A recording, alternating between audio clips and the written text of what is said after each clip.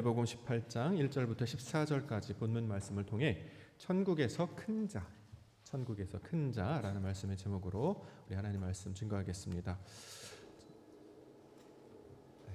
깜짝이야. 예수님께서 하나님 나라를 설명하실 때에 주로 사용하셨던 방법이 있었습니다. 크게 두 가지. 하나는 율법을 들어서 설명을 하신 것이었고, 또 하나는 성전을 보여주시면서 설명하시는 것이었습니다. 그래서 우리는 산상수훈을 기억합니다. 산상수훈은 율법이 어떤 뜻인지를 하나님의 뜻으로 해석해 풀어주시는 내용이었죠.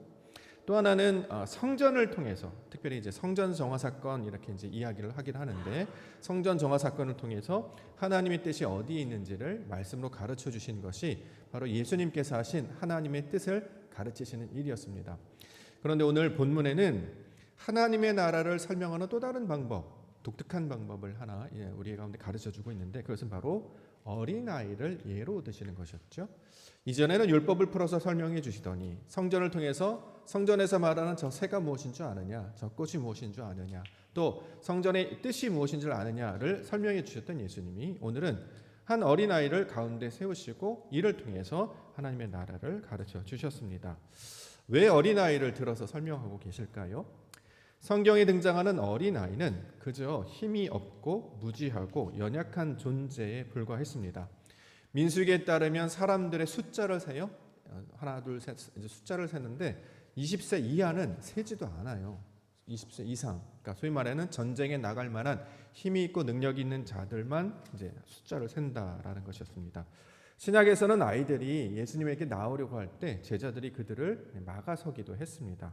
자, 이렇게 구약이나 신약이나 어린아이는 그렇게 주목받는 존재가 아니었고, 심지어는 인격으로 여겨지지도 않았던 사람들이었습니다. 그런데 오늘 예수님께서는 그 어린아이를 통해 천국 복음을 지금 설명하고 있는 것이죠. 성경에 보면 예수님은 언제나 어린아이를 가까이 하셨다라고 기록을 하고 있습니다. 또는 오늘 본문처럼 어린아이를 가운데 세워 놓으셔서 말씀을 전하시기도 하고, 또 안수 잘 안 하시는데 특별히 안수하시고 축복하여 기도하시기도 하셨습니다.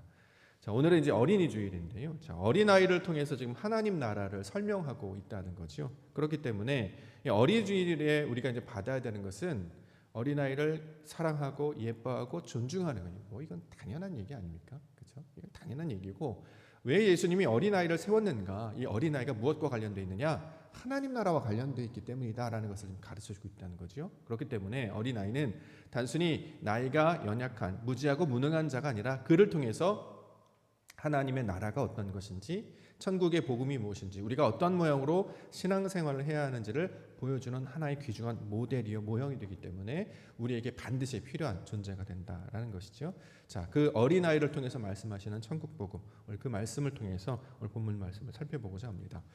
예수님께서 어린아이를 말씀하실 때 배경이 있어요. 언제 어린아이를 말씀하시냐면 제자들이 큰 자를 이야기할 때, 큰 사람이 누굽니까? 큰 것이 무엇입니까? 천국에서 큰 자가 누구입니까? 이런 이야기를 할 때 예수님은 어린아이를 말씀하셨던 거죠. 1절에 나와 있습니다. 1절 말씀 먼저 보겠습니다. 함께 읽을게요. 시작. 그때에 제자들이 예수께 나와 이르되 천국에서는 누가 크니까? 누가 큽니까? 큽니까? 크다라는 개념을 우리가 이제 먼저 이해를 해야 되겠죠. 누가 큽니까? 오늘 크신 분들이 눈에 많이 뜨시는데, 눈에 보이는 그 큰 것이 큰 것인가요? 성경에서 말하는 이제 크기에 관한 이야기, 큰 자에 관한 이야기는 이제 사람들은 어떻게 이해를 하고 있었냐면, 어떤 소유를 가지고 있거나 어떤 정도나 규모를 나타낼 때 이 소위 말하는 크다, 작다를 사용합니다. 예컨대 아들이 7명이 있었다, 딸이 3이 있었다, 밭이 어느 정도 있었다, 가축이 얼마 정도 있었다, 소유물이 얼마 정도 있었다. 자, 이럴 때 쓰는 개념이 바로 이제 크다의 개념인데요. 자, 이처럼 소유물을 나타낼 때 사용했던 개념이 이제 크다라는 개념이에요. 그런데 이 유대인들은 이 크다의 개념을 어떤 방식으로 쓰고 있냐면, 특별히 말씀을 소유한 자를 가리켜서 큰 자라고 이제 부릅니다. 누가 크냐면 말씀을 가진 사람, 다시 말해 하나님의 말씀을 읽고 듣고 전할 수 있는 자를 가리켜서 큰 자다 이렇게 이야기한다는 거죠. 그래서 이스라엘 사람들은 자기들을 스스로 가르쳐서 크다라고 여겼잖아요. 보통 이제 선민사상이라고 우리가 부르죠. 하나님 백성인 것을 엄청 자랑스러워하고 뿌듯했다는 거죠. 근데 유대인들 중에서도 유독 스스로를 큰 자로 여기는 자들이 있었습니다. 대표적으로 누가 있을까요? 말씀과 관련된 사람들, 서기관들이 있었겠죠. 또 랍비들, 말씀을 가르치시는 율법 교사들이 있었을 것이고, 또 전통적으로 회당에서 말씀을 증거했던 유대인 장로들이 있고, 또 제사 일들을 감당했던 대제사장들이 있었다는 거죠. 그들은 스스로를 큰 사람으로 여겼습니다. 왜냐하면 말씀을 가지는 것이 권위를 가지는 것이다라고 생각하고 있었기 때문입니다.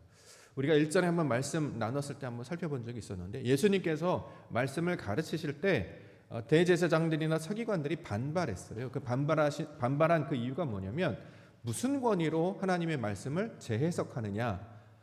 네가 나사렛 출신에 불과한데 어디 문화생으로 들어가서 말씀을 제대로 배운 것 같지도 않은데 어떻게 하여 말씀을 자기 스스로 해석하고 이걸 가르치느냐? 그래서 무슨 권위로 이런 일을 하느냐 따져 묻기도 했죠. 그렇기 때문에 이 유대인들에게 있어서, 특별히 이 말씀을 가르치고 전했던 유대인들이나 서기관들에 있어서는 이 말씀을 가지는 것을 권위의 하나의 권위로 여겼던 것입니다.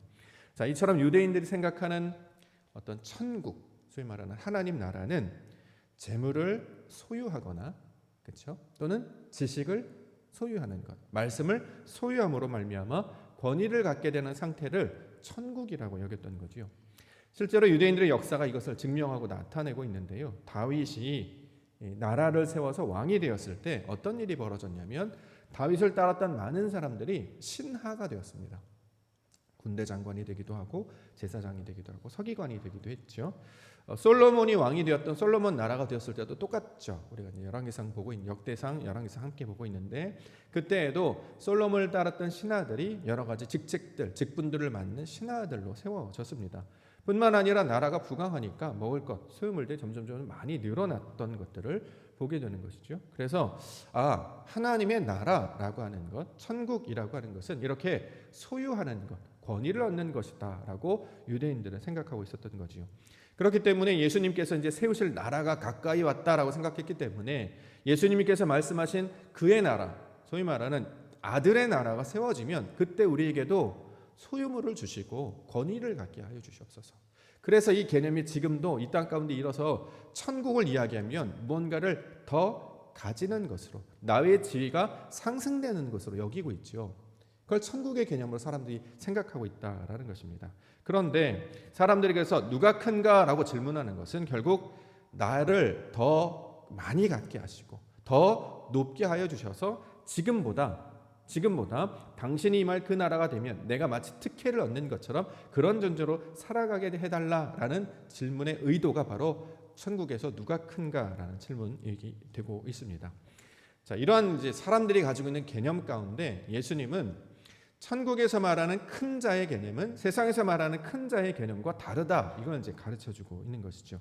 소유물을 가지는 것이 천국이 아니라는 거예요. 권위를 가지는 것도 천국이 아닙니다. 오히려 오늘 본문에 보니까 자신을 낮추는 사람이 천국에서 큰 자다. 자, 이렇게 가르치셨습니다. 4절에 나와 있는데요. 4절 말씀으로 함께 읽겠습니다. 4절 시작. 그러므로 누구든지 이 어린아이를 자기와 같이 자기를 낮추는 사람이 천국에서 큰 자니라.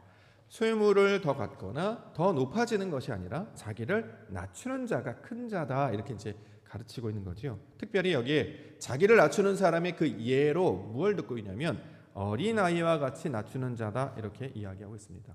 어린아이, 우리로 이제 번역을 하면 어린이가 되겠죠. 어린이, 헬라어로 보시게 되면 이제 파이디온으로 이제 기억이 되어 있는데, 보통 보면 우리가 찬양했던 어디 갔죠? 찬양 없어졌네. 찬양했던 우리 유초정부 아이를 가리킬 때 파이디온, 어린아이 이렇게 이야기합니다.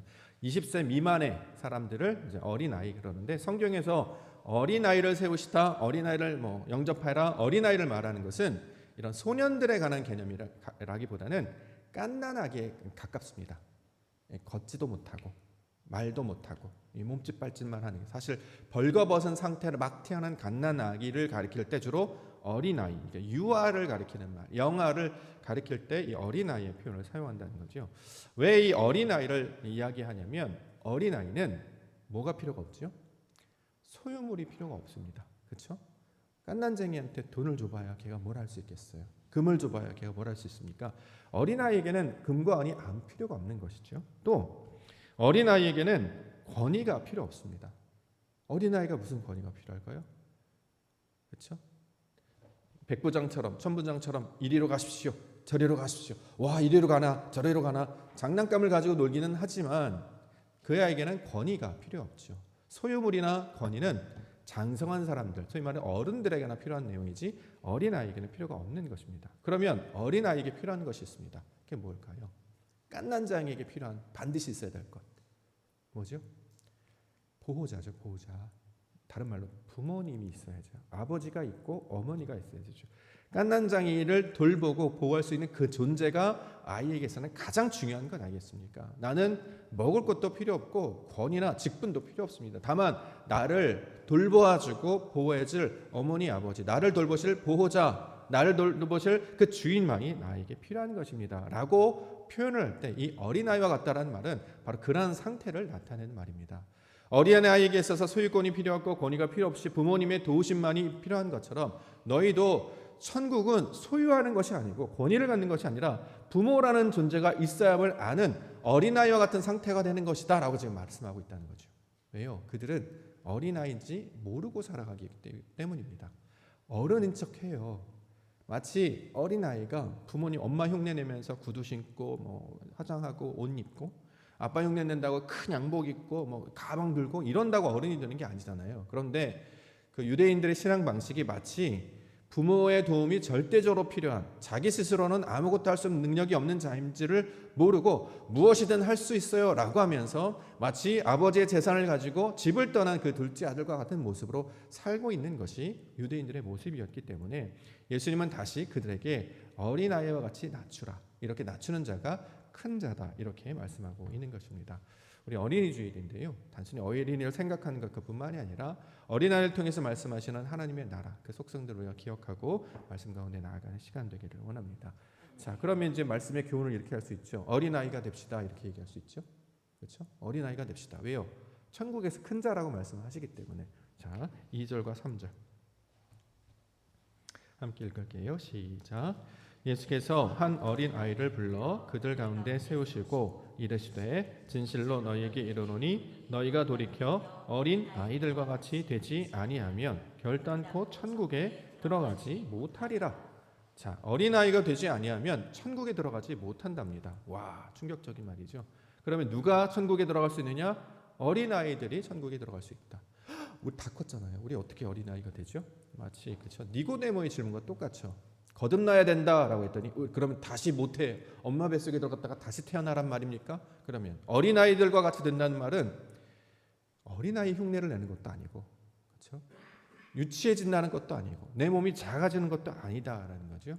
그러면 본문에서 말하는 어린아이와 같다라는 것은 자기의 힘으로 살아갈 수 없는 존재임을 깨닫고 나에게는 도움이 필요한, 나를 도우실 그분이 필요합니다라는 것을 기억하면서 그 주인 되신 그분을 바라고 살 것, 나 스스로는 살 수 없으니 온전히 나를 도우실 부모와 같은 존재가 필요합니다 라는 마음으로 사는 것을 가리켜서 어린아이들과 같이 되다라는 말로 우리 가운데 나타나고 있는 것입니다.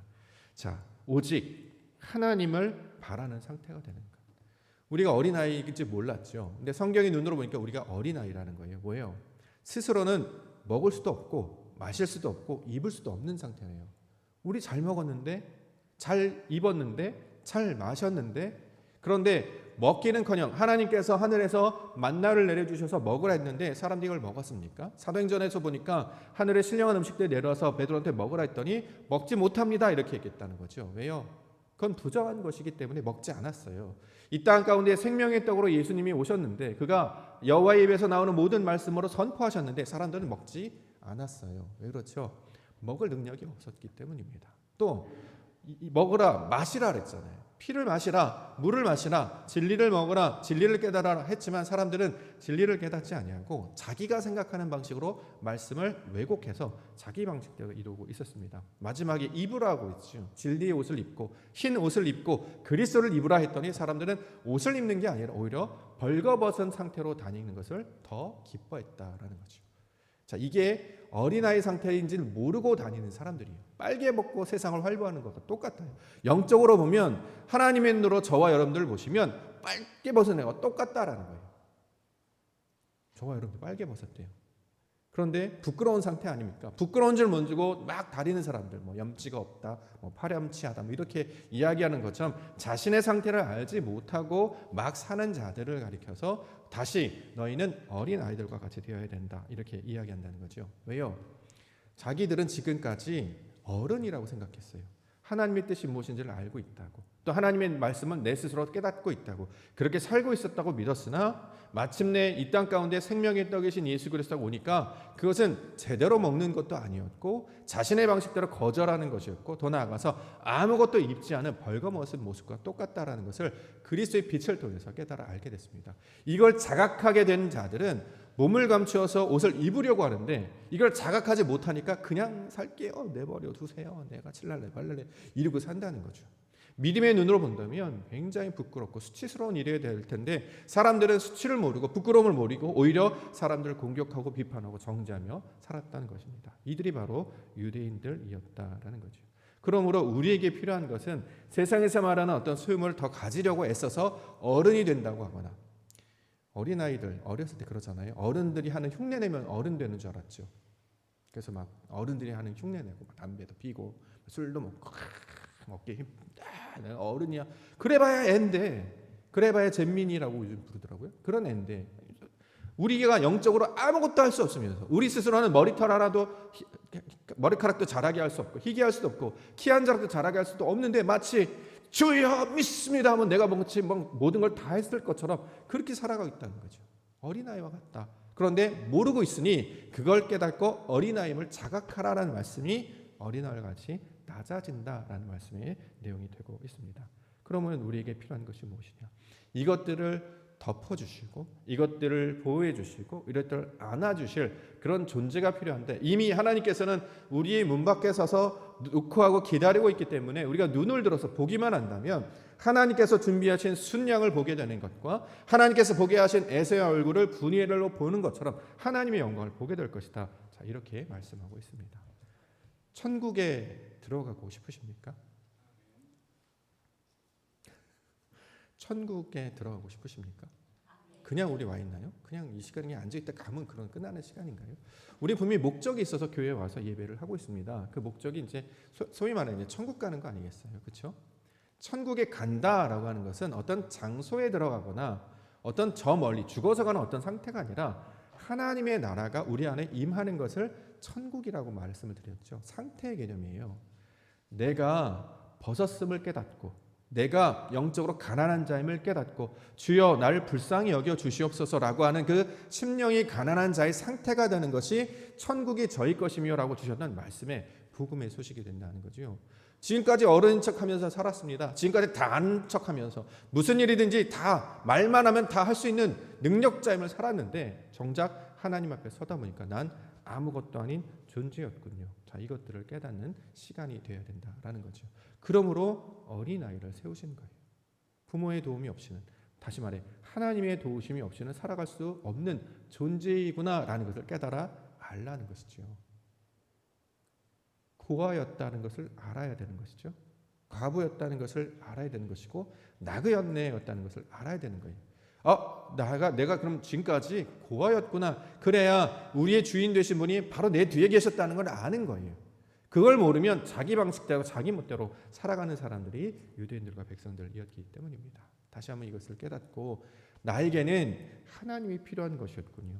내가 인생 가운데 발이 부르트지지 아니하고 옷이 헤어지지 아니했던 것은 내가 잘나서 내가 수고해서 내가 열심히 살아서 된 것이 아니라 하나님께서 그때마다 길을 여시고 우리를 안으시고 우리의 모든 것을 열어주셔서 행하셨구나 하는 것을 아는 자가 되는 것. 자, 이것이 바로 어린이 주일에 어린이를 천국에 들어가는 자로 말씀하시는 내용의 뜻이 되고 있는 것입니다. 자, 그러므로 우리가 가장 먼저 깨달아야 할 건 무엇입니까?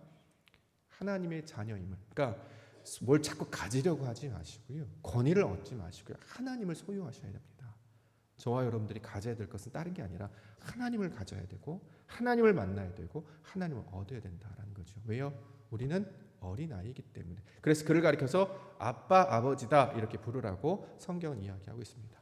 유대인들은 하나님을 부르지 못했죠. 왜요? 거룩하신 분이고 두려우신 분이었기 때문에 여호와, 아도나이, 주님 정도로만 불렀지 그의 이름이 있었음에도 불구하고 부르지 못했습니다. 자, 부르지 못하니까 주님께서 오셔서 우리 가운데 부르도록 가르쳐 주셨는데, 그래서 모범을 보이셨는데, 주님께서는 하나님을 가르쳐 부르실 때 하나님이여 라는 말보다 아버지여 라는 표현을 사용하신다는 거죠. 나의 근원이시자 나의 모든 것이고 나를 지키시고 돌보시는 하나님, 자, 그를 가리켜서 아버지 이렇게 이야기하고 있는 것입니다. 그러므로 어린이 주일에 우리가 받아야 될 선물은 바로 하나님이신 줄 믿습니다. 소유가 아니라, 권위가 아니라 하나님을 선물로 받는 어린이 주일, 믿음의 성도가 되게 하여 주시옵소서. 기도 가운데 나아가기를 원합니다. 제가 전도사 시절에 수련회 장소를 찾으려고 막 답사를 하다가요, 아이들 소리가 막 들려요. 멀리서 보니까 건물이 너무 멋있어 보였어요. 그래서 우리 담당 부장님하고 저기 수련회 장소인 것 같아요. 아이들도 막 신나는 소리가 들리고 장소도 그럴듯해 보니까 저기 한번 가보죠. 이렇게 들어갔거든요. 근데 나중에 이제 들어가서 보니까 거기가 수련회 장소가 아니고 한 보육원이었습니다. 강화도에 있는 한 보육원. 이제 무심결에 들어갔다가 수련회인 장소인 줄 알고 갔다가 몰랐어요. 이제 보육원에 들어갔는데 마침 거기 또 원장님이 그 문 앞에 또 나와 계셔가지고 이제 인사를 하고, 우리는 서울에서 왔는데 뭐 수련회 장소를 구하다가 장소가 너무 좋아 보이고 아이들 소리가 들려서 들어왔습니다. 그랬더니 이제 맞아주셨어요. 그러면서 그 보육원에 관한 소식들을 듣게 됐습니다. 최근에 여러분들 보육원 가보신 적 있는지 모르겠습니다. 예전보다 시설도 되게 좋아졌고요, 복지 시설 잘 돼 있고, 또 아이들도 굉장히 뭐랄까요, 재능이 이렇게 있다고 해야 될까? 뭐 이렇게 원장님실 들어가 보니까 뭐 아이들 받은 상장 막 쫙 트로피, 뭐 메달 막 있고, 또 아이들이 그렇게 이제 상으로 받은 걸 가지고 뭐 세계 여행도 많이 다니는 것 같아요. 공연도 하러 다니고 그랬고, 그런 것들을 이제 저희한테 막 보여주시면서 이제 아이들 자랑도 하시고 보육원 이제 홍보도 해 주셨습니다. 예전에 비해서 많이 달라졌구나. 뭐 이 소식을 듣고 이제 생각보다 아이들이 잘 지내는구나. 이렇게 이제 마당에 나와서 아까 그 아이들 소리가 들렸던, 아이가 놀고 있던 이제 그 장소에 갔어요. 아이들이 막 오며 가면서 인사도 하고, 저희도 그래서 인사도 막 나눴죠. 근데 한 아이가 가까이서 늘 옆에 앉아 있길래 이름도 물어보고 잘 지내는지 어떤지 이렇게 알게 됐습니다. 근데 조금 가까이서 보니까 그 아이 이제 머리가 여기 중간 중간에 없는 거예요. 그래가지고 아이가 아픈가? 그래가지고 원장님한테 저 아이는 머리가 많이 없는데 아마 몸 컨디션이 안 좋은 것 같아요. 근데 컨디션은 안 좋은 거 아니고 스트레스성 탈모가 있다고 해요. 네. 근데 이렇게 한두 군데가 아니라 좀 많이, 정말 아픈 애처럼. 근데 얼굴은 되게 밝아 보였거든요. 근데 아픈 애처럼 머리가 그러길래 그래요? 그래서 근데 그분이 말씀하시는 게 뭐냐면, 아이들이 가지고 있는 스트레스 중에 하나가 뭐냐면 언제 스트레스를 많이 받냐면 상 받았을 때 스트레스를 받는데요. 또 하나, 좋은데 여행 갈 때 아이들이 스트레스를 많이 받는다고 해요. 그래서 왜요? 좋은 거 아닌가요? 그게 아니라 상을 받았는데 누가 기뻐해 주냐는 거예요.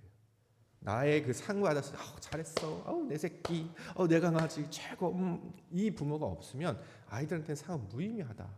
좋은 데를 가서 맛있는 걸 먹어요. 그러면 이제 하나를 떠다 주, 이거 먹어봐, 이게 얼마나 맛있다고. 내 입에서 하나도 안 맞는 거야, 몸에 좋은 거야. 근데 그 엄마가 없으면 아무리 산의 진미라도 그 애들은 그렇게 맛있다고 여기지 않는데요. 그래서 오히려 언제 스트레스를 많이 받느냐, 맛있는 음식 먹을 때, 또 상 받았을 때.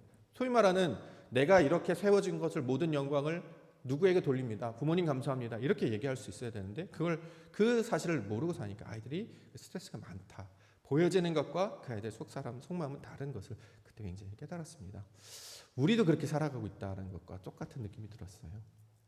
우리에게는 분명히 하나님이 계신데 그에게 우리가 기쁨을 전하고 그에게 인정받고 그를 원하고 바라며 살아야 되는데, 우리는 하나님을 기쁘시게 하기보다는 자꾸 다른 것에 미치며 살았잖아요. 세상의 평판이라든가 다른 사람의 어떤 이목이라든가 또는 자기 만족을 위해서 살아갔다는 거죠. 그런데 하나님께서는 말씀을 통해서 한 걸음 한 걸음 걸어오실 때마다 제일로 기뻐하시는 분이심을 성경은 이야기하고 있습니다. 그러기에 너희의 주인은 바로 나고 너희에게 반드시 있어야 될 것은 내 하나님이시기 때문에 이것을 깨달아 알아야 돼. 그러니 어린아이가 돼야 돼 라고 그 말씀을 우리 가운데 주고 있다는 것이죠. 자, 이것을 우리가 다시 한번 깨닫고 하나님 나라 백성으로 살게 하여 주시옵소서. 기도 가운데 나아가기를 원합니다. 그 다음에 나오는 단어가 이제 장애인, 다리 저는 자, 안 못 보는 자, 이런 설명하고 있는데 8절과 9절 보겠습니다. 8절과 9절 함께 읽을게요. 시작. 만일 내 손이나 내 발이 너를 범죄하게 하거든 찍어 내버리라.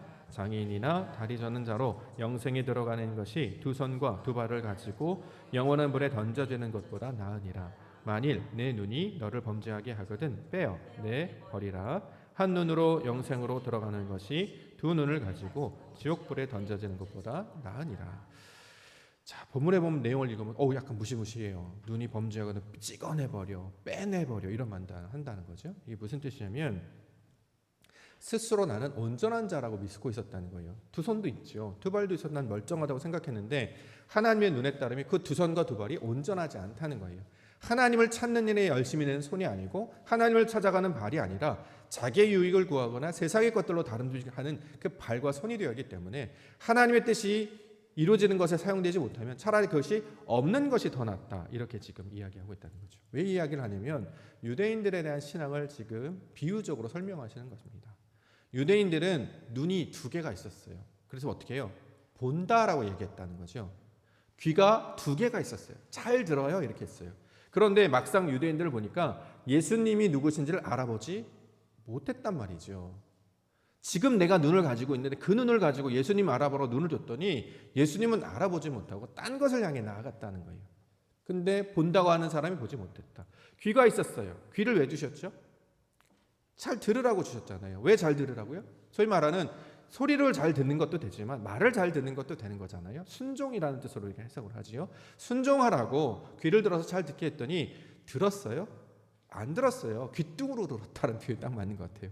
소리는 났으나 귀뚱으로 듣고 듣지 않았어요. 그래서 유대인들은 하나님께서 선지자들을 보내시고 사람들 보냈으나 그들의 영접하지 아니하고 오히려 대적하고 오히려 십자가 달려 죽는데 나타났다라는 거죠. 이처럼 온전하다고 믿었으나 온전하지 않은 존재, 순종하는 자인 줄 알았더니 오히려 목이 곧은 백성, 패역한 세대였음을 알게 되는 것. 이게 바로 본문에 나타나는 장애인, 다리 저는 자, 소경에 관한 이야기로 하고 있는 것입니다. 개념은 어린아이와 똑같은 상태라는 거예요.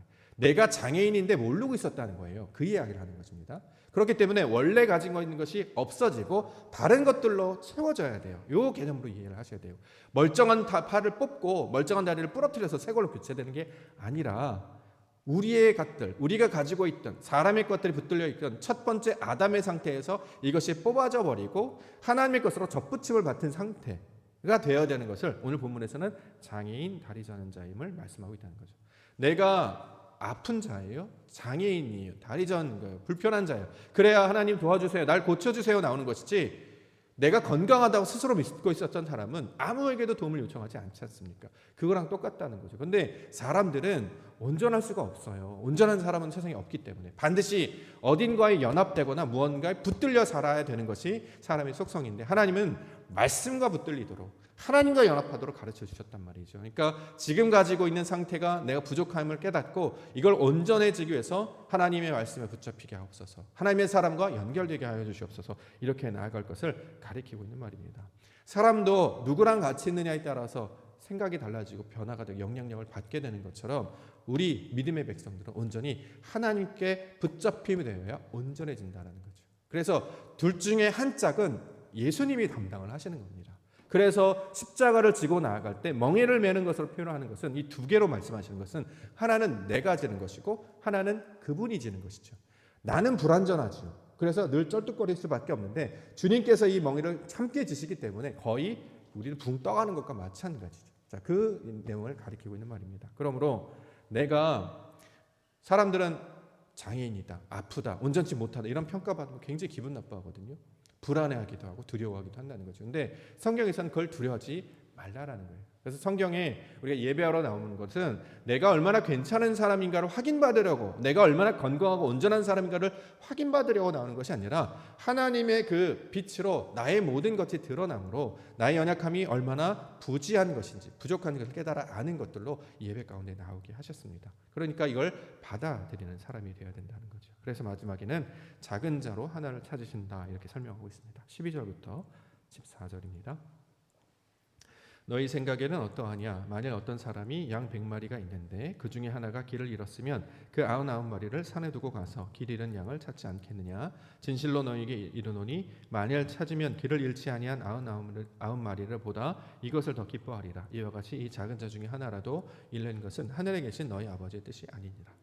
자, 큰 자에 대비되어서 말씀하고 있는 걸 이제 작은 자의 개념으로 설명합니다. 큰 자는 가르치는 자, 작은 자는 받는 자라는 개념이죠. 큰 자는 가르치는 자, 작은 자는 받는 자예요. 우리가 가르침을 받는 사람이잖아요. 가르침을 받는 사람은 가르침을 통해서 뭘 깨닫습니까? 큰 자가 뭔지를 깨달으라고 하나님께서 말씀을 주셨다는 거죠. 그런데 99마리, 이건 이제 숫자적으로 표현하는 것이지만 하나님께서 말씀과 율법과 성전 모든 것들로 가르쳐 주셨는데 깨닫지 못했어요. 이걸 길을 잃었다라고 표현한다는 거죠. 기억하시죠? 예전에 11조 할 때도 이거 가르쳐 주셨습니다. 100개 중에 하나를 잃어버렸다라고 하는 것은 100분의 1, 100개 중에 하나라는 개념이 아니라 100을 줬는데 하나님의 뜻을 알지 못한다라는 개념이었어요. 그 개념을 이해를 하셔야 여기 문장이 이해가 됩니다. 하나님께서 10개의 말씀 주셨죠. 이걸 10계명이라고 하죠. 그렇죠? 10계명을 통해서 뭘 깨달아야 되죠? 하나님을 사랑하고 이웃을 사랑하고, 그렇죠? 사랑을 깨달은 하나님의 사랑이 무엇인지를 율법을 통해서 깨달아 주셨는데 사람들은 사랑을 깨닫지 못하고 율법을 어떻게 하면 잘 지킬까만 이렇게 매이고 있다는 거예요. 그렇죠? 그래서 이것을 10개 중에 하나를 잃어버렸다 이렇게 이제 표현을 한다는 거죠. 그래서 누가복음 15장에 드라크마라는 비유를 하죠. 오늘 본문에서 100개 중에 하나를 잃어버렸다. 하나님께서 우리를 온전하게 해주셨어요. 우리에겐 부족함이 없습니다. 사람들이 자꾸 부족하다고 여기는 거예요. 하나님 뭐 주십시오, 뭐 주십시오. 난 이것도 없고 저것도 없고. 다 부족하는 걸 가만히 생각해 보면 소유와 관련된 것, 권위와 관련된 걸 달라고 이야기합니다. 그런데 성경은 이미 하나님께서 아버지의 뜻대로 완전하고 충만하게 창조하였기 때문에 그 창조를 통해서 하나님을 발견하는 것이 우리의 몫이 되는데 사람들은 하나님을 발견하지 못하고 그 창조된 눈에 보이는 그 피조색에 빠져서 하나님의 뜻을 찾지 못하고 있을 때 이걸 길을 잃은 자라고 이제 표현을 한다는 거죠. 그게 바로 저와 여러분들이라고 이야기를 하시고 그 길 잃어버린 자를 통해서 찾아오시는 분이 있는데 하나님께서 보내시는 그 목자가 있는데 그분이 누구십니까? 예수 그리스도시다라고 성경은 증거하고 있다는 거죠.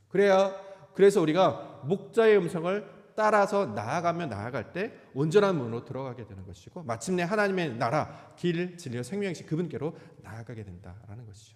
우리가 지금은 어린아이 상태로 발견되었으나 이제 장성한 자의 분량까지 나아가게 될 것이고 그 장성한 자의 분량으로 찾아오신 예수 그리스도를 담는 모양으로 나아가게 될 것입니다. 자, 그것을 우리에게 가르쳐 주는 것을 어린아이를 통해서 지금 설명하고 있다라는 것이죠. 오늘 어린이주일인데 어린아이를 사랑하는 것, 이건 기본적인 것이기 때문에 당연히 해야 되는 것이고 무엇보다 천국에 대한 비유를 어린아이를 통해서 주신 것을 기억하시면서 부모의 도움이 아이에게 가장 중요한 것인 것처럼 우리에게는 하나님이 없이는 안 되는 것이구나, 이걸 깨닫는 시간이 되기를 원합니다. 그래서 그 깨달음을 알게 하시려고 그래서 우리에게 목자를 보내주셨구나. 그 목자가 그렇게 우리를 위해서 기도하시고 십자가에 달려 죽으시고 부활하셔서 선지자를 보내셔서 말씀을 선포하게 하시는 것은 그 목자의 음성이 어떤 것을 바로 분별하여서 하나님을 따르라는 것이구나. 자, 이것들을 기억하시며 나아갈 때 하나님의 거룩한 백성으로 살아가게 해주실 줄 믿습니다.